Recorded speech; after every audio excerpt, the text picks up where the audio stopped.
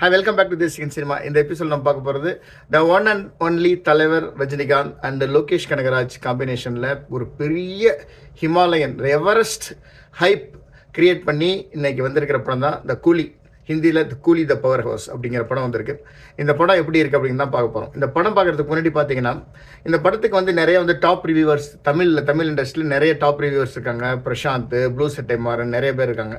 Arun, film craft Arun, இவங்க எல்லாமே பார்த்தீங்கன்னா ரொம்ப ஆவரேஜான ரிவ்யூ, ரொம்ப ஒர்ஸ்டான ரிவ்யூ கொடுத்துருக்காங்க. அந்த அளவுக்கு வந்து இந்த படம் மோசம் இல்லை. எனக்கு இந்த படம் ரொம்ப பிடிச்சிருக்கு. இந்த படம் நான் 2 தடவை பார்த்துட்டு தான் ரிவ்யூ கொடுக்குறேன். அன்ஃபார்ச்சுனேட்லி நான் ஊரில் இல்லை, அதனால் வந்து இந்த படம் வந்து ஒரு நல்ல பிரிண்டில் டவுன்லோட் பண்ணி பார்த்தேன். இருந்தது நிறைய குழப்பம் இருந்தது. இந்த படம் 2வது தடவை பார்க்குறப்ப தான் நிறைய விஷயம் வந்து எனக்கு புரிஞ்சுது. அதே மாதிரி இந்த படம் வந்து கண்டிப்பாக பயங்கரமாக ரிப்பீட்டட் வேல்யூ இருக்குது. ஜெயிலர் மாதிரியே அதாவது ரஜினி ரசிகர்கள் கண்டிப்பாக இந்த படத்தை கொண்டாடுவாங்க. இது மாதிரி ஒரு படம் வந்து ரஜினிக்கு வந்து ரொம்ப நாள் ஆச்சு. கபாலிக்கு அப்புறம் ஒரு ஃபுல் ஃப்ளெஜ்டு கேரக்டர், எல்லா ஒரு எமோஷனையும், எல்லா ஒரு டேலண்ட்டையும், எல்லா எனர்ஜியும் காமிக்கிற மாதிரி ஒரு படம் வந்திருக்கு. கபாலியில் கூட பார்த்தீங்கன்னா அதில் டான்ஸ் ஆப்பர்ச்சுனிட்டி கிடையாது. நிறையா வந்து அதாவது இந்த கண்டினியூஸ் டயலாக் கிடையாது, நிறைய காமிக்கெல்லாம் அது கிடையாது. ஆனால் இதில் ஒரு மனுஷன் 75 வயசில் தன்னோட எக்ஸ்ட்ரீம் ஃபிட்னஸை காமிச்சு அவ்வளோ வந்து ஒரு டெடிக்கேஷன் கொடுத்து ஹார்ட் ஒர்க் பண்ணி தன்னால் முடிஞ்சது உயிரை கொடுத்து நடிச்சிருக்காரு மனுஷன். உண்மை அதுதான்.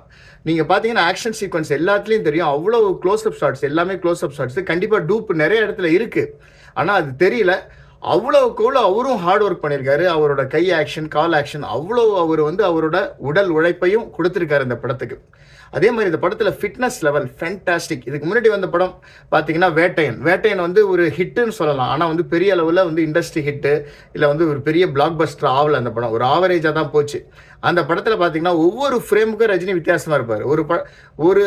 ஒரு ஃப்ரேமில் வந்து ரொம்ப தொய்வாக தெரிவார், ஒரு ஃப்ரேமில் ரொம்ப ஃப்ரெஷ்ஷாக தெரிவார், ஒரு ஃப்ரேமில் வயசானவராக தெரிவார், வெள்ளைத்தாடி முளைச்சிருக்கும், இன்னொரு ஃப்ரேமில் வந்து கருப்பு தாடியோடு இருப்பார். அந்த மாதிரிலாம் ஒரு கன்ஃபியூஷன், ஒரு மிஸ்டேக்லாம் இந்த படத்தில் பண்ணல. எல்லா ஃப்ரேம்லேயும் ரஜினி ஒரே மாதிரி இருக்கார், ஃபிட்டாக இருக்கார், செம்ம எனர்ஜி லெவல், செம்மையான ஒரு கிராவிட்டியை மெயின்டைன் பண்ணியிருக்காரு. ஈவன் அவரோட வாய்ஸில், அவர் டயலாக் டெலிவரியும் எந்த இடத்துலையும் தொய்வில் செம்ம கம்பீரமாக சூப்பராக பண்ணியிருக்காருங்க. அதாவது டான்ஸாக இருக்கட்டும், டான்ஸ் மூமெண்ட்ஸாக இருக்கட்டும், அவரோட அந்த காமெடி சென்ஸாக இருக்கட்டும், கலாய்க்கிறதா இருக்கட்டும், கம்பீரமாக பேசுகிறதா இருக்கட்டும், கோபமாக பேசுகிறதா இருக்கட்டும், ஸ்டண்ட் சீக்வன்ஸு, அந்த கண்டினியூஸ் டயலாக்கு சூப்பராக பண்ணியிருக்காரு. எமோஷனல். இந்த படத்தில் எனக்கு ரொம்ப பிடிச்ச விஷயம் ஒன்று, ரஜினி கண்டிப்பாக சொல்லணும்.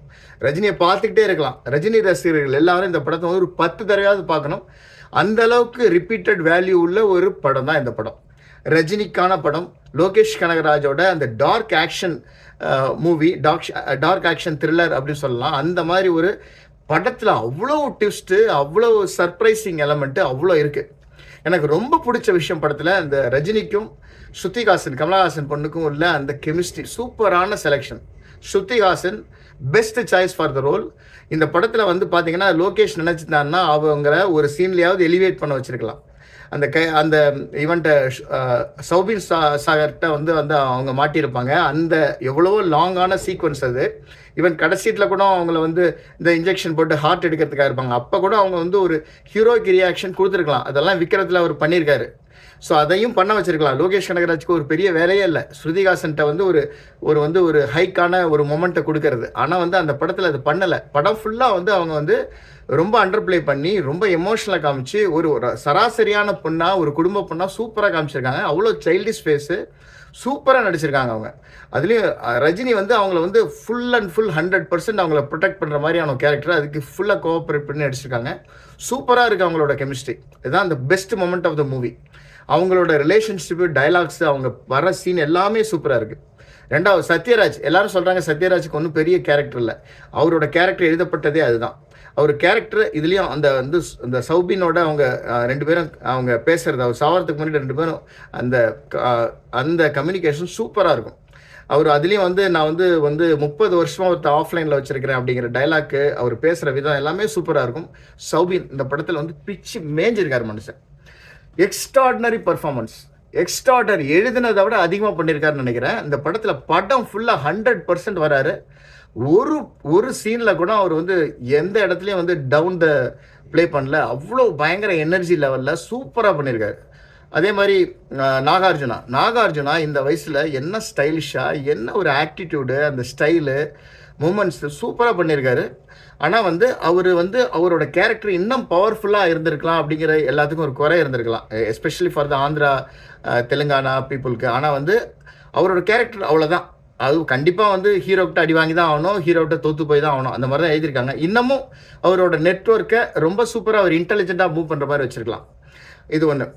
அப்புறம் படத்தில் அந்த பொண்ணு மோனிஷாவா, அவள் சூப்பராக பண்ணியிருக்காங்க. அந்த பொண்ணு ஒரு சீனில் அவங்களுக்கு ஒரு ஹைப் கொடுத்து செமையாக பண்ணியிருக்காங்க. படத்தில் செமையாக பண்ணியிருக்காங்க. அவங்க அதே மாதிரி நாகார்ஜுனோட அவங்களோட சன்னு, அப்புறம் ஒரு கஸ்டம்ஸ் ஆஃபீஸர்னு ஒரு பையன் வரான். அவங்க 2 பேரும் என்ன பேசிக்கிறாங்கன்னு பெருசாக புரியல ஆரம்பத்துலேருந்து. 2வது தடவை படம் பார்க்கறது தான் புரிஞ்சுது. அவங்களுக்குள்ள லவ், அவங்க 2 பேரும் தனியாக போய் நினைக்கிறாங்க அப்படிங்கிறது மட்டும் புரியுது. பட் இன்னும் அதை கிறிஸ்பாக கிளியராகவே பண்ணியிருக்கலாம். அது ஒரு விஷயம். அதே மாதிரி உபேந்திராவோட ஸ்க்ரீன் ப்ரெசன்ஸ், அவரோட லுக்கு, கொஞ்சம் நேரம் வந்தாலும் மனுஷன் கலக்கி எடுத்துறாரு. போதும், அவர் இந்த அளவு பண்ணதே போதும், இதுவே பயங்கர திருப்தியார். அதே மாதிரி அமீர் கானோட அந்த கேமியோ ரோல் கடைசியாக பார்த்தீங்கன்னா இடைச்சேரிகள் இருந்தது. படம் முடிஞ்சோட்டி அப்படியெல்லாம் ஒன்றும் இல்லை. படம் சூப்பராக ஃபினிஷ் ஆகுது. அவர் என்ட்ரியில் செம்மையாக இருக்குது. அந்த பிடி சீன்லாம் சூப்பராக பண்ணியிருக்காங்க. ரஜினியோட அந்த டிஏஜிங் சீனு, அதே மாதிரி ரஜினி பேசுகிற அந்த லாங் டைலாக்ஸ் வித் நாகார்ஜுனா, அவர் ரிவீல் பண்ணுற ஸ்டோரி எல்லாமே கணக்கச்சிதமாக இருக்குது. எனக்கு படத்தில் பிடிக்காத ஒரே மெயின் கான்செப்ட் என்னென்னா, ஒரு டெட் பாடியை டிஸ்போஸ் பண்ணுறதுக்கு அவங்களுக்கு எலக்ட்ரிக்கல் மிஷின் வேணுது, அதை பர்ன் பண்ணுறதுக்கு ஒரு இன்சின்ரேட்டர் மாதிரி ஒரு சேர், அதை இன்னும் ஒரு ஹையாக காமிச்சிருக்கலாம். ஒரு பெரிய விஷயமா காமிச்சிருக்கலாம். ஒரு மிஷின் சத்யராஜ் ஏன் வெளியிலேருந்து உள்ளார அவரை அப்பாயின்ட் பண்ணணும்? அவர் ஏற்கனவே அந்த கூலி தொழிலாளிங்களா இல்லை, அவர் உள்ளார ஒருத்தர எம்ப்ளாயியாக ஒர்க் பண்ணுறாரு. He may be electrician R electrical operator. இவங்க அவர் ஏன் ஒரு சயின்டிஸ்டாக காமிக்கணும்? அவர் ஏன் கண்டுபிடிக்கிற மாதிரி? அதை அவங்க இம்போர்ட் பண்ண ஒரு மிஷினாக வச்சுருக்கலாம். இதை அவங்க ரெகுலராக பண்ணுற மாதிரியே வச்சுருக்கலாம் இல்லையா? ஸோ மேபி அதை ஆப்ரேட் பண்ணுற ஆள் செத்துடலாம், இல்லைன்னா இவர் தான் சின்ன வயசுலேருந்து ஆப்ரேட் பண்ணிட்டு இருக்காருன்னே காமிச்சிருக்கலாம் இல்லையா? அவர் ஒரு employee, but he doesn't know what he is doing, but he is burning the dead bodies. அது மாதிரி வச்சுருக்கலாம். வச்சு அவரே அந்த சும்மா அதை ஆப்ரேட் பண்ணுற மாதிரி, அவருக்கு தெரிஞ்சு ஆப்ரேட் பண்ணுற மாதிரியும் வச்சுக்கலாம். இல்லைனா அவருக்கு ஏதாவது த்ரெட் இருக்கலாம், அவங்க பிள்ளைங்களை வச்சு பிளாக்மெயில் பண்ணி அவர்கிட்ட வேலை வாங்குற மாதிரியாவது வச்சுருந்துருக்கலாம் இல்லையா? அவர் ஒரு சயின்டிஸ்டாக காமிச்சு அவர் தான் கண்டுபிடிச்சது மாதிரி வச்சு, ஒரு மொக்கையாக ஒரு கவர்மெண்ட் ஹாஸ்பிட்டலில் போகிற சேர் மாதிரி ஒன்று போட்டு, அதுக்கு எலக்ட்ரிக்கல் கனெக்ஷன் விட்டு என்னமோ பிளாஸ்மா அது இதுன்னு ஹை வோல்டேஜ்னு சொல்லி தேவையில்லை. அதை ஒரு ரிச்சான ஒரு மிஷினாக காமிச்சிருக்கலாம், ஒரு இம்போர்ட்டட் மிஷினாக காமிச்சிருக்கலாம், அதை ஆப்ரேட் பண்ணுற மாதிரி காமிச்சிருக்கலாம். அதுக்கு ஒரு ஹைஃபையாக அதுக்கு நிறையா பாஸ்வேர்டு அது இதுன்னு வச்சு ஒரு கம்ப்யூட்டரைஸ்டாக எவ்வளோ பிரம்மாண்டமாக எவ்வளோ ஸ்டைலிஷாக பண்ணியிருக்கலாம். அதை அவ்வளோ சீப்பாக பண்ணியிருக்காங்க. அதே மாதிரி பார்த்தீங்கன்னா ஒரு தங்கத்தை பதுக்கி வச்சுருக்கிறான் ஒரு டாய்லெட்டுக்குள்ளார. அதை ஏன் ஒரு ரிச்சாக ஒரு பெரிய ஒரு ஸ்டோர் ரூமில் ஒரு லாக்கரில் ஒரு பாஷாக அதை ஏன் அது பண்ணியிருக்க முடியாது? பார்த்தீங்கன்னா இதே தான் ஜெயிலரில் பண்ணியிருந்தாங்க. அந்த கிரீடம், அது அவ்வளோ வேல்யூலான ஒரு கிரீடத்தை கடத்தணும் அப்படின்னு ரஜிட்ட ஒரு அசைன்மெண்ட் கொடுப்பான். யார்? அந்த மலையாளத்துக்கார வில்லன். அப்போ அந்த கிரீடத்தை காமிப்பாங்க. பார்த்தா சர்க்கஸில் அந்த சும்மா ஒரு என்ன சொல்கிறது, இந்த நாடகத்தில் போடுற கிரீடம் மாதிரி இருக்கும். அவ்வளோ சீப்பாக காமிச்சிருப்பாங்க. இந்த மாதிரியான விஷயத்தெல்லாம் கான்சன்ட்ரேட் பண்ணணும். அதே மாதிரி நிறைய படத்தில் ட்விஸ்ட் வருது, சர்ப்ரைஸ் எலமெண்ட் வருது. அதெல்லாம் நீங்கள் கூர்ந்து கவனிச்சாதான். எல்லாருமே பார்த்தீங்கன்னா அவங்கவுங்க லாங்குவேஜில் தான் பேசியிருக்காங்க. நிறைய இடத்துல சௌபின் மலையாளத்தில் பேசியிருப்பாரு, நிறைய இடத்துல தெலுங்குக்காரங்க தெலுங்கில் பேசியிருப்பாங்க, அமீர் கான் ஹிந்தியில் தான் பேசியிருப்பாரு, கொஞ்சம் தான் தமிழ் பேசியிருப்பாரு. அதெல்லாம் சூப்பராக பண்ணியிருக்காங்க, செம்மையாக இருக்குது. ரஜினிக்காக இந்த படம் ரிப்பீட்டட் வேல்யூவில் பார்க்கலாம். இந்த படம் சினிமாட்டோகிராஃபி அவ்வளோ சூப்பராக இருக்குது. அந்த கலர் ஷேடிங், அந்த கலர் டோன்லாம் சூப்பராக இருக்குது. என்னென்னா ப்ரொடக்ஷன் வேல்யூ கம்மியாக தெரியுது. இன்னும் இந்த படத்தை ரிச்சாக பெரிய லெவலில் பெரிய ஸ்டேஜிங்கில் பண்ணியிருக்கலாம் அப்படிங்கிறது தான் என்னோட ஆதங்கம். படம் ரொம்ப என்கேஜிங்காக இருக்கு, 200% என்கேஜிங்காக இருக்குங்க. ஒரு இடத்துல கூட எந்திரிச்சு போயிடலாம், போடா என்ன நடந்தாலும் பரவாயில்லன்னு நமக்கு எண்ணமே கிடையாது. அவ்வளோ என்கேஜிங்காக இருக்குது ஒரு படம். பட் த மெயின் கான்செப்ட் அந்த எலக்ட்ரிக்கல் சேர் மட்டும்தான் இதில் வீக் பாயிண்ட். மற்றபடி எல்லாமே படத்தில் சூப்பராக இருக்குது, நல்லாவே ஒர்க் அவுட் ஆகிருக்கு. ரஜினியோட இன்ட்ரோ இன்னும் சூப்பராக பண்ணியிருக்கலாம். அவர் ஒரு கசாப்பு கடை மாதிரி மட்டன் வெட்டிட்டு இருக்காரு, எதுக்கு மட்டன் வெட்டுறான்னு தெரில, அதை காமிச்சிருக்காங்க. இன்னும் சூப்பராக பண்ணியிருக்கலாம். படத்தில் 2 சாங் ரெண்டுமே சூப்பராக பண்ணியிருக்காங்க. நல்ல இடத்துல தான் உட்கார வச்சுருக்காங்க. எனக்கு இந்த படம் பிடிச்சிருக்கு. இந்த படம் இன்றைக்கி பிளாக் பஸ்டர் ஆகி பிச்சுக்கிட்டு போயிட்டு இருக்கு. First day 151 crores all time record in Tamil industry. Second day 250 crores வந்துடும் டோட்டலாக சொல்கிறேன். அதே மாதிரி அமெரிக்காவில் சிங்கப்பூர், மலேசியா எல்லாம் பிச்சுக்கிட்டு போகுது. ஆஸ்திரேலியாலாம் பிளாக் பஸ்டர் புக்கிங்கு all time record. So even வந்து மிடில் ஈஸ்ட்டு எல்லா இடத்துலையுமே சூப்பராக போயிட்டுருக்கு. நார்த் இந்தியாவில் சர்ப்ரைசிங்லி ஃபர்ஸ்ட் டேவிலே 7 crores. தமிழ் படம் வந்து இந்த அளவுக்கு ஒரு பேன் இண்டியா லெவலில் ரிலீஸ் ஆகிறப்ப இந்த அளவுக்கு ஒரு பெரிய இது கிடைச்சதில்ல. ஈவன் வந்து விற்கிறதுக்கே வந்து ஒரு பெரிய இதெல்லாம் கிடைக்கல. இந்த படம் வந்து கண்டிப்பாக ஒரு நல்ல வசூலை எடுக்கும். அட் த எண்டு இப்போ வந்து நல்ல ஹிந்தியில் வந்து ஆடியன்ஸ் ரிவ்யூ சூப்பராக வந்துட்டுருக்கு. நல்ல புக்கிங் போயிட்டுருக்கு. 5.4K per hour போயிட்டுருக்கு. அதாவது அது பார்த்தீங்கன்னா இன்ட்டு 24 போட்டுங்க. நம்ம இதில் டோட்டலாக 700K போயிட்டுருக்கு இந்தியா ஃபுல்லாக புக் மை ஷோவில். இந்த படம் இன்னைக்கு 250 crores. இந்த வாரத்தில் இது வந்து 400-500 crores எடுத்துடும். 4 நாள் புக்கிங் ஃபுல்லு. படம் வந்து இது வந்து 1000 crore அடிச்சதுன்னா பெரிய பெரிய விஷயம், சூப்பராக இருக்கும். பட் டெஃபினட்டாக இது வந்து ஜெயிலர் ரெக்கார்டையாவது மினிமம் பீட் பண்ணும்.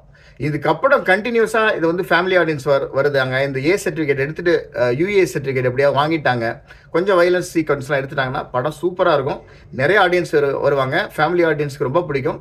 பட் என்னென்னா வயசானவங்களுக்கு, அம்மாக்களுக்கு, அந்த மாதிரி இந்த ரஜினியை வந்து இந்த படையப்பா ஸ்டைலில் பார்க்குறவங்களுக்கு இந்த படம் பிடிக்கிறதுக்கு வாய்ப்பு இல்லை. லோகேஷ் கனகராஜோட இந்த எல்சியூ டச்சுங்கிறாங்கல்ல, அவங்க பார்க்குற ஃபேன்ஸ் வந்து இந்த படம் வந்து டிசப்பாயின்மெண்ட்டாக இருக்கலாம். பட் எல்சியூனா என்னங்க, இதுலேயே பார்த்தீங்கன்னா இந்த காளி வெங்கட்டுக்கு பதில் வந்து ஜார்ஜ் மேரியானை வந்து இறக்கி விட்டு அவர் போய் அங்கே நிற்கிற மாதிரி ஒரு ஸ்பை மாதிரி நின்றுருந்தாருன்னா இந்த படம் வந்து எல்சியூவாக இருக்கும் அப்படிம்பாங்க. எல்சியூ கான்செப்ட் லியோவில் எனக்கு சுத்தமாக ஒர்க் அவுட் ஆகலை. மிக்கிறதுலையாவது ஓரளவு பரவாயில்ல அப்படின்னு சொல்லலாம். அதே மாதிரி இந்த ஸ்பை வச்சுருக்காங்க இல்லையா, அந்த போலீஸ் வந்து இன்னும் வந்து அண்டர் கவர் ஆப்ரேஷன், அது ரொம்ப மொக்கையாக இருக்குது. அதை வந்து ஒரு நல்ல ஆப்ரேஷனாக சூப்பராக அதை ஒரு டீமாக அருமையாக பண்ணியிருந்திருக்கலாம். அதை விட்டுட்டாங்க. படம் எனக்கு பிடிச்சிருக்கு. இந்த படத்துக்கு என்னோட மார்க் வந்து கண்டிப்பாக 3.5 out of 5 ஸ்டார் அப்படின்னு சொல்கிறேன். தேங்க்ஸ் ஃபார் வாட்சிங் தேசிகன் சினிமா.